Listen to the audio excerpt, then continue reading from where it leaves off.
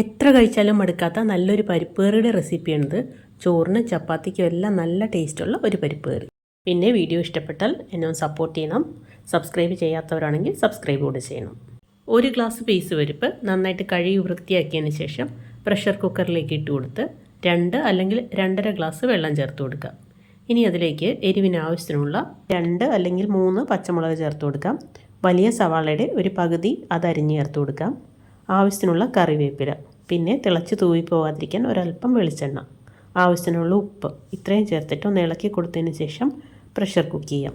2 വിസിലിന് ശേഷം flame off ചെയ്യാം. ഈ പരിപ്പ് വെന്ത് കിട്ടുന്ന സമയം കൊണ്ട് നമുക്ക് ഇതിലേക്ക് വേണ്ട കുറച്ച് സാധനങ്ങളൊക്കെ റെഡിയാക്കി വയ്ക്കാം. 1 ടീസ്പൂൺ ഇഞ്ചി അരിഞ്ഞത്, 1 ടീസ്പൂൺ വെളുത്തുള്ളി അരിഞ്ഞത്, 1/2 സവാള അരിഞ്ഞത്, 1/2 തക്കാളി അരിഞ്ഞത്, പിന്നെ പച്ചമുളകും കറിവേപ്പില. ഇനി ചൂടായ പാനിലേക്ക് വെളിച്ചെണ്ണ ഒഴിച്ച് കൊടുക്കാം. കടുക് ചേർത്ത് കൊടുക്കാം. 1/4 ടീസ്പൂൺ ജീരകം ചേർത്ത് കൊടുക്കാം. ഇത് പൊട്ടിക്കഴിയുമ്പോൾ 2 ഉണക്കമുളക് ചേർത്ത് കൊടുക്കാം. ഇനി ബാക്കിയെല്ലാം ഓരോന്നോരോന്നായിട്ട് ചേർത്ത് കൊടുക്കാം. അരിഞ്ഞു വെച്ച ഇഞ്ചി, വെളുത്തുള്ളി, പിന്നെ പകുതി സവാള, കറിവേപ്പില, ഇത്രയും ചേർത്തിട്ട് നന്നായിട്ടൊന്ന് ഇളക്കിയതിന് ശേഷം പെട്ടെന്ന് അതൊന്ന് വഴന്ന് കിട്ടാനായിട്ട് 2-3 മിനിറ്റ് ഒന്ന് അടച്ചു വയ്ക്കാം. സവാള ഒന്ന് പകുതി വഴന്ന് കഴിയുമ്പോൾ നമുക്ക് മഞ്ഞൾപ്പൊടി ചേർത്ത് കൊടുക്കാം. 1/4 ടീസ്പൂൺ മഞ്ഞൾപ്പൊടിയാണ് ചേർത്തത്. ഇതൊന്ന് ഇളക്കിയതിന് ശേഷം ചതച്ച മുളക് ചേർത്ത് കൊടുക്കാം. ഞാൻ 1 ടീസ്പൂൺ ചതച്ച മുളകാണ് ചേർത്ത് കൊടുക്കുന്നത്. പിന്നെ 1/4 ടീസ്പൂൺ മുളക് പൊടി കൂടെ ചേർക്കുന്നുണ്ട്.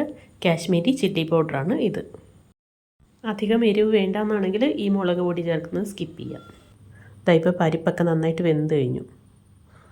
ഇനി ആ മുളക് മസാലയിലേക്ക് നമുക്ക് അരിഞ്ഞു വെച്ച തക്കാളി ചേർത്ത് കൊടുക്കണം.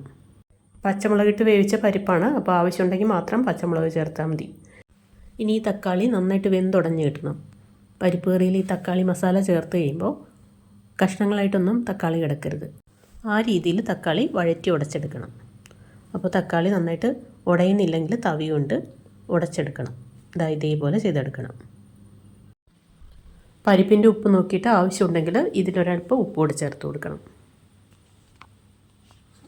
ഇപ്പോൾ മസാലയെല്ലാം പരിപ്പിലേക്ക് ചേർത്ത് കൊടുത്തു. ഇനി നന്നായിട്ട് ഇളക്കിയതിന് ശേഷം ഇതൊന്ന് തിളച്ച് കഴിയുമ്പോൾ ഫ്ലെയിം ഓഫ് ചെയ്യാം. മല്ലിയിലയുടെ ഫ്ലേവർ ഇഷ്ടമാണെങ്കിൽ 1 പിടി മല്ലിയില കൂടെ ചേർത്ത് കൊടുക്കാം.